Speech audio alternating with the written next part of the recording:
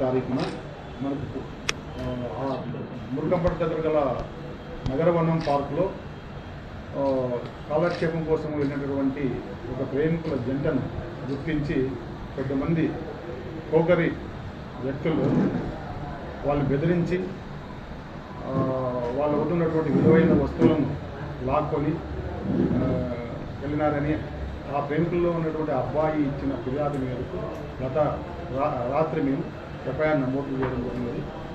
ఆ అబ్బాయి ద్వారా ఆ అబ్బాయిని గవర్నమెంట్ హాస్పిటల్లో ప్రాథమిక చికిత్స చేయించిన తర్వాత అమ్మాయి యొక్క వివరాలు కనుక్కొని ఆ అమ్మాయి యొక్క వివరాలు కనుక్కున్న తర్వాత వాళ్ళ పేరెంట్స్ని వాళ్ళని ఈ తదుపరి అమ్మాయి విచారణ కోసము మేము సదవిధాలుగా కౌన్సిలింగ్ చేయడం జరిగింది.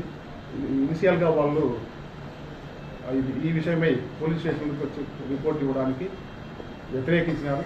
తర్వాత కొంతమంది వాళ్ళ కుటుంబ పెద్దల్లో సహకారంతో ఈరోజు చివరికి వాళ్ళు ఒప్పించి ప్రభుత్వ ఆసుపత్రి వన్ స్టాప్ సెంటర్కి బాలికను వాళ్ళ తల్లిదండ్రులను తీసుకొని వచ్చి ఆ అమ్మాయి స్టేట్మెంట్ రికార్డ్ చేసి చట్టం ప్రకారం POSCO act, SSC act, BNS section ప్రకారం కేసు నమోదు చేసి దర్యాప్తు చేయడం ప్రారంభించినాము.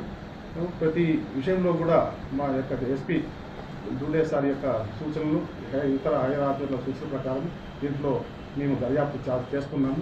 ఎట్టి పరిస్థితుల్లోనూ కూడా ఎలాంటి వదంతులకు, ఎలాంటి పక్షపాతాలకి తావివ్వకుండా మేము గట్టిగా దర్యాప్తు చేస్తున్నాము. మాకు ఈ కేసులో ఏ వైపు నుంచి ఎలాంటి కూడా ఒత్తిళ్ళు కానీ ప్రెజర్స్ కానీ లేవు. మేము ఇలాంటి ఫ్రీ వాతావరణంలో మేము దర్యాప్తు చేస్తూ త్వరలోనే నిందితులు పట్టుకొని చట్టం ముందు అప్పగిస్తాం. కంప్లైంట్ బంగారు చైన్ లాక్కున్నారని చెప్పేసి మళ్ళీ ఆ అమ్మాయి స్టేట్మెంట్లో ముగ్గురు వ్యక్తులు ఆ అబ్బాయిని నిర్బంధించి ఆ అమ్మాయిని ఒకరి తర్వాత ఒకరు రేప్ చేశారని చెప్పేసి ఆ అమ్మాయి ఇప్పుడు మాకు వన్ స్టాప్ సెంటర్లో స్టేట్మెంట్ ఇచ్చింది. దానివల్ల రేప్ సెక్షన్లు, తర్వాత పోస్కో యాక్టు, ఎస్ఎస్సి యాక్ట్ కింద, ఎందుకంటే ఆ అమ్మాయి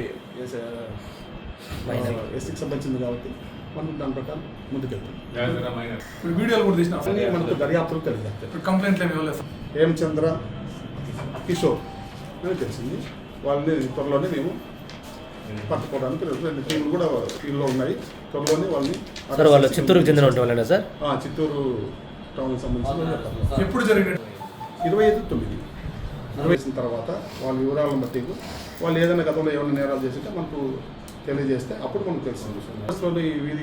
ఈ నేరం అనేది మైనర్ అమ్మాయి పోస్కో చట్టానికి సంబంధించింది కాబట్టి ఆ బాలిక సంబంధించిన యొక్క నివాస ప్రాంతం కానీ, ఎడ్యుకేషన్ ఇన్స్టిట్యూట్లు కానీ ఎట్టి పరిస్థితుల్లోనూ మీడియాలో కానీ, సోషల్ మీడియాలో కానీ రివీల్ చేయకూడదని మీ అందరికీ విజ్ఞప్తి చేస్తున్నాను. ఎందుకంటే ఈ ఐడెంటిటీ గోప్యం అనేది పోస్కో యాక్ట్లో వాళ్ళకి కల్పించడం ఒక చట్టం ఏంటంటే వెసులుబాటు. దయచేసి దీన్ని అందరూ కూడా గమనించగలరని కోరుతున్నాను. వాళ్ళు 12 o'clock ఎంటర్ అయినారు. వాళ్ళు ఇద్దరు చదువుకుంటున్నారు. స్కూల్స్ టైంలోనే వాళ్ళు పార్కులకి కాలక్షేపానికి వెళ్ళారు. అక్కడ వాళ్ళు ఎవరితో చెప్పుకోలేక కొద్దిగా ఎన్ని రోజులు వాళ్ళు కొద్దిమంది వ్యక్తులకు తెలిసిన తర్వాత వాళ్ళకు ఫిర్యాదు చేయడానికి ఆ అబ్బాయి ముందుకు వచ్చినాడు. ఆ అబ్బాయి ముందుకు వచ్చిన తర్వాత ఇది మనకు వెలుగులోకి వచ్చింది.